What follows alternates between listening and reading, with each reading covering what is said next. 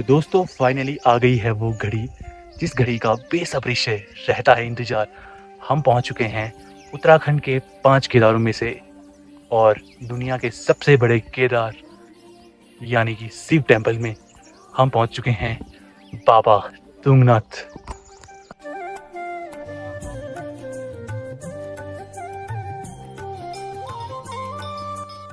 देवभूमि उत्तराखंड के गढ़वाल हिमालय में आपका स्वागत है। क्या आपने कभी 12,000 फीट की ऊंचाई पर मंदिर देखा है, जहां ऑक्सीजन कम लेकिन भक्ति ज़्यादा मिलती है, जहां बादल आपके कदमों के नीचे होते हैं और हर कदम शिव जी के दर्शन के और करीब ले जाता है। ये कहानी है तुंगनाथ की, दुनिया के सबसे ऊंचे शिव मंदिर की। एक सफ़र जहां हर सांस में भक्ति है और हर दृश्य में हिमालय का जादू। तो चलिए शुरू करते हैं ये यात्रा।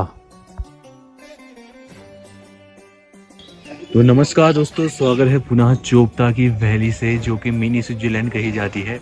और सुबह के अभी 5 बजने वाले हैं और हम बाबा तुंगनाथ की ट्रैक चढ़ाई भोलेनाथ से मिलने के लिए निकल पड़े हैं। और आप देख सकते हो पूरा अभी अंधेरा है, कुछ ही देर बाद उजाला शुरू हो जाएगा और कुछ दुकानें अब खुलने लगी हैं। तो अपनी वीडियो की शुरुआत हम चोपता वैली से करेंगे, तो आगे मिलते हैं आपको। तो दोस्तों हर जगह की तरह यहाँ भी सुबह सुबह घोड़े निकल पड़े हैं अपनी रोज़मर्रा की ज़िंदगी में। और ये कुछ छप्पर वगैरह हैं और यहाँ देख सकते हो ये पूरा घोड़े के लिए बना हुआ है तंबू वगैरह। और कुछ घोड़े चल रहे हैं, हम उन्हीं के पीछे सहारा बन के जाएंगे जिससे हम जल्दी पहुँच जाएंगे। जो यात्री केदारनाथ मदमेश्वर की चढ़ाई चढ़ लेते हैं उनके लिए ये चढ़ाई ज़्यादा कठिन नहीं। यहाँ 4 किलोमीटर की चढ़ाई है, लेकिन रैंप और सीढ़ियों के कारण चढ़ना मुश्किल नहीं। और फिर भी जो गाड़ियों से आते हैं और जिनके शरीर में पहले से ही अतिरिक्त वसा है, उनके लिए तो पहले कदम से ही माथे से पसीना पोंछना पड़ता है। पहाड़ों में स्थित हमारे ये तीर्थ स्थल न केवल हमारा अहंकार हरते हैं, बल्कि हमारे शरीर पर जमी अतिरिक्त चर्बी को भी छांट लेते हैं।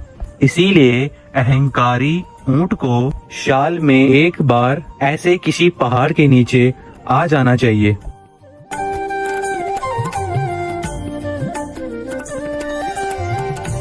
तो दोस्तों जिंदगी के बोझ को ढोकर हम जैसे आगे बढ़ते हैं, वैसे ही अपने बोझ को लेकर इस पवित्र भूमि पर खड़ी चढ़ाई चढ़ते हुए अपना बोझ हमें स्वयं ही उठाना पड़ता है। और सुबह हो चुकी है और प्यारे प्यारे नज़ारे दिखना शुरू हो चुका है और मैं निकल पड़ा हूँ बाबा तुंगनाथ के साथ सफ़र करने के लिए। और हमारे साथ हैं हमारे भटजी, जो कि ग्रेटर नोएडा से आए हैं और बहुत अच्छा लग रहा है उन्हें भी। और फ़िलहाल तो अभी हमें फतेह करना है धीरे धीरे प्यार से। देखते हैं कितना समय और लगता है, क्योंकि इस सुंदर वादियों में हम इतना लीन हो जाएंगे कि हमें पता ही नहीं चलेगा कि समय बीता जा रहा है। साथियों मैं बता दूं, ये क्षेत्र केदारनाथ वन्य जीव सेंचुरी क्षेत्र है, जहां कूड़ा फैलाना सख्त मना है। क्योंकि इस प्यारी सी ब्यूटी में अगर हम कूड़ा फैलाएंगे, गंदगी करेंगे तो अच्छा नहीं है। हम प्रकृति हमारे लिए इतना कुछ दे रही है और हम प्रकृति के लिए क्या दें। इसीलिए हमें प्रकृति से प्रेम करना चाहिए, आनंद लेना चाहिए और स्वच्छ हवा स्वच्छ जल का भरपूर आनंद लेकर हम अपने स्वास्थ्य को ना अच्छा कर सकते हैं, बेहतर कर सकते हैं। और अब हम फिर से ट्रैक में शुरू कर रहे हैं, हल्के हल्के धीमे धीमे चल रहे हैं। अगर आपको आदत नहीं है तो आप धीमे चले, क्योंकि हमने बहुत सारे लोगों को पीछे छोड़ दिया है और थोड़ा थोड़ा कहीं कहीं पे शॉर्टकट भी ले रहे हैं। तो अभी मैं थोड़ा शॉर्टकट ले रहा हूँ और ये थोड़ा लॉन्ग कट है, तो चलते हैं।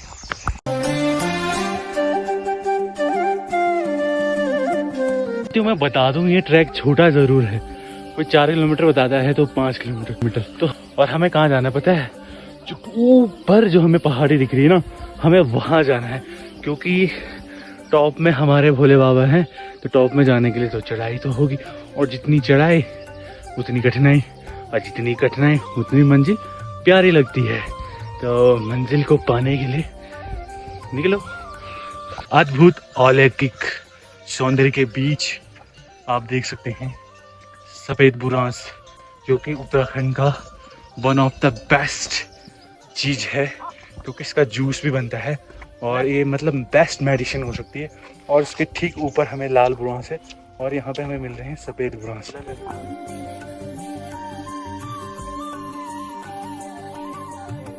दोस्तों फाइनली जो इतनी हमने चढ़ाई चढ़ी है वो कुछ हद तक कम हो जाती है जब हमें उत्तराखंड के तीर्थ केदार यानी बाबा तुंगनाथ जी के दर्शन होते हैं। और आप देख सकते हो पीछे हल्की सी चोटी, और मन इतना प्रफुल्लित, इतना क्या बताऊं, मैं बता नहीं सकता, इतना प्यारा लग रहा है। हमारी पूरी थकान यहाँ पर ख़त्म हो जाती है। और अभी हमारे पास सिर्फ 100 मीटर दूर हमारे तुंगेश्वर महादेव हैं और उसके ठीक ऊपर है चंद्रशिला, यानी कि जहाँ पर चंद्रमा जी ने साक्षात तप किया था, नारायण जी ने भी वहाँ पर तप किया था। और वहाँ से कई घाटियाँ नज़र आती हैं, कई सारे पर्वत नज़र आते हैं। तो अभी हम बाबा तुंगनाथ के दर्शन करेंगे और फिर हम चंद्रशिला से आपको पूरा व्यू 360 व्यू दिखाएंगे। तो दोस्तों हम फाइनली पहुंच चुके हैं मंदिर के चरणों में, और यहाँ पे सर्वप्रथम पड़ता है आकाश कुंड, जो कि यहाँ पे जल नहीं है परंतु अच्छा है।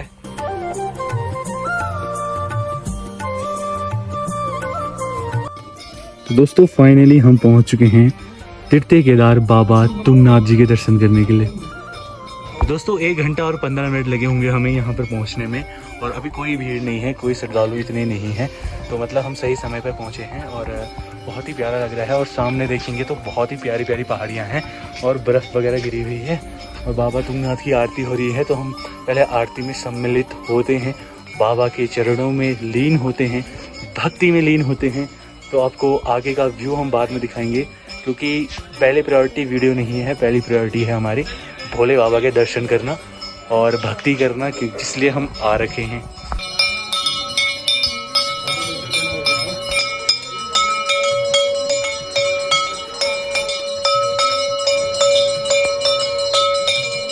ले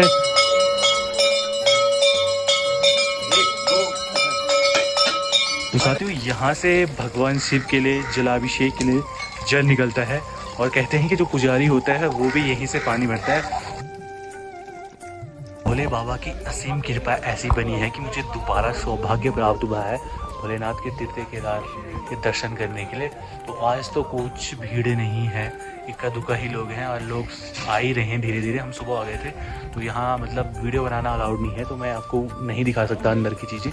तो देख सकते हो हमारे तुंगनाथ बाबा कुछ इस प्रकार से हैं और कितने प्यारे लग रहे हैं, फूलों से सजे हुए, और ये प्यारे से व्यू। और आज ये बरसात का मौसम, और ये जो मतलब बहुत ही प्यारा लग रहा है। कहा जाता है कि यहाँ पांडवों ने इसकी स्थापना करी थी, और मतलब दुनिया का हाईएस्ट सेवा टेम्पल हम बोल सकते हैं।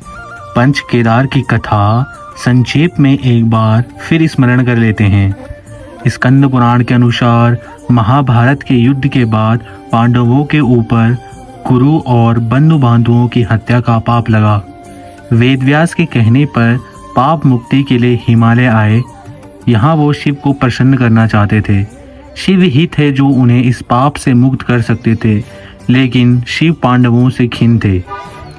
जैसे ही उन्हें पता चला कि पांडव हिमालय में हैं, वे नंदी बनकर भागे। महाबली भीम उन्हें पकड़ने के लिए दौड़े। नंदी के शरीर को जिस हिस्से को जिस पहाड़ पर पकड़ सके, उस पहाड़ पर केदार की स्थापना हुई। केदारनाथ में पृष्ठभाग, मदमेश्वर में नाभि, यहाँ तुंगनाथ में भुजाएं, रुद्रनाथ में सिर और कल्पेश्वर में जटा मिली। इसी तरह ये पांचों स्थान पंच केदार कहलाए। यहाँ पर हमारे महादेव और बगल में है हमारे पार्वती मैया, और यहाँ पर है 5 पांडवों की मूर्ति, और यहाँ पर है भैरव बाबा। कहा जाता है कि भैरव रक्षा करते हैं। तो मैंने आपको पहले भी बताया था कि आप कहीं भी जाओ तो सर्वप्रथम भैरव बाबा के दर्शन जरूर करो। अगर दर्शन नहीं करते हैं तो उनका स्मरण करके फिर मंदिर में जाना चाहिए।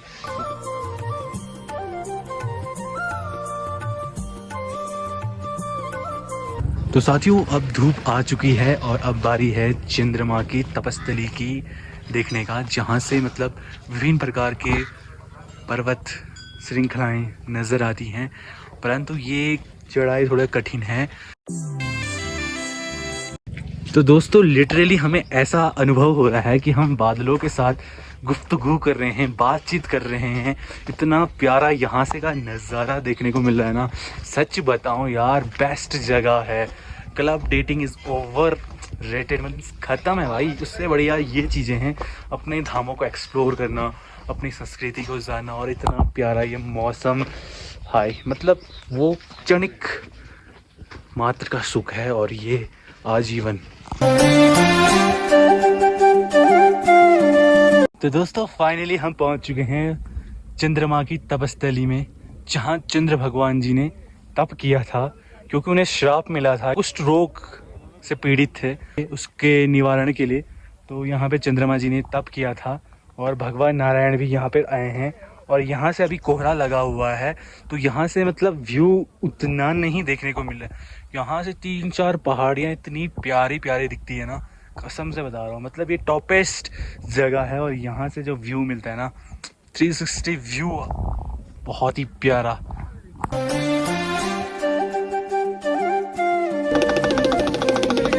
दोस्तों फाइनली हम पहुंच चुके हैं चंद्रशिला में, और ये प्राकृतिक दृश्य जो कि मनमोहनीय है, मतलब मन को भाने वाले हैं। और यहाँ पे सभी अपनी मन इच्छाओं मांगने के लिए यहाँ पर एक पत्थर के ऊपर पत्थर चिनाई करके जैसे मन्नत मांगते हैं। क्या इनकी मन्नतें पूरी हुई है ये तो वो ही जाने या भगवान जाने।